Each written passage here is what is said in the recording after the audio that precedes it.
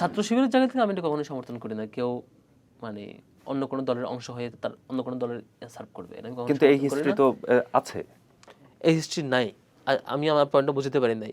তখনও সাদিক কায়েম ঠিক ছাত্র শিবিরেই করতো, তখনও সাদিক কায়েম ঠিক সুযোগ পাইলেই যখনই যে প্রকাশ্যে তিনি তো প্রকাশ্যে ছাত্র শিবিরের অংশ ছিলেন না, তারপর তিনি প্রকাশ্যে এলেন তো আরো অনেক পরে। হ্যাঁ প্রকাশ্যে ছিলেন, এটা ট্রু।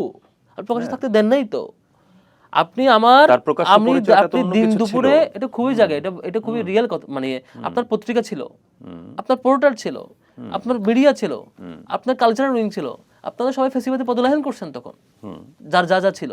কেউ তো একটা প্ল্যাটফর্ম এসে বলে নাই, যে প্রথম আলো এসে বলে নাই যে আমরা এখন থেকে ফেসিবাদের বিরুদ্ধে লিখবো, বা অমুক অমুক টেলিভিশন এসে বলে নাই যে আমরা ফেসিবাদকে মানে ফেসিবাদের বিরুদ্ধে যতভাবে অ্যাক্টিভিজম করা যায় করবো।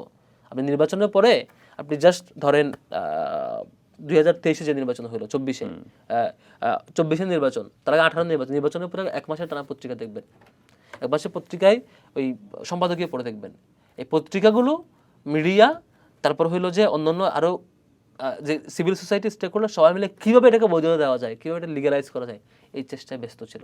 সেই জায়গা থেকে রাষ্ট্রের যাদের যাদের দায়িত্ব মেন পিলার সবাই মিলে এটা পদলেহন করবে। আর ইন্ডিভিজুয়াল ব্যক্তি যখন দেখবে যে আমার আরেকটা ভাইকে দিন দুপুরে ওসি প্রদীপ কুমার দাস রাস্তায় তুই শিবির করিস বলে গুলি এপার থেকে এপারে গুলি মেরে হত্যা করে, এবং পরের দিন পত্রিকাটা সম্পাদকীয়তে লেখে না, যেদিন ওসি প্রদীপ কুমার দাস চট্টগ্রাম শহরে দাঁড়িয়ে একজনকে এদিকে গুলি করে এদিকেও শিবিরের সাথীকে হত্যা করে, আরেকজনের কান কেটে ফেলে, চোখ উপড়ে ফেলে, একজনকে আরেকজন সাথী ভাইকে চট্টগ্রামে 13 সালে চোখ উপড়ে ফেলে দাঁত তেতলে দিয়ে কান কেটে মগজ ফেটে লাশটা ড্রেনে ফেলে দেয়।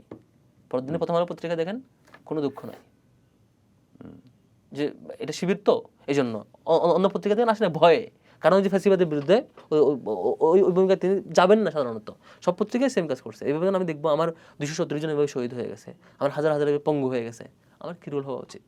আমি একাই সবকিছু করবো?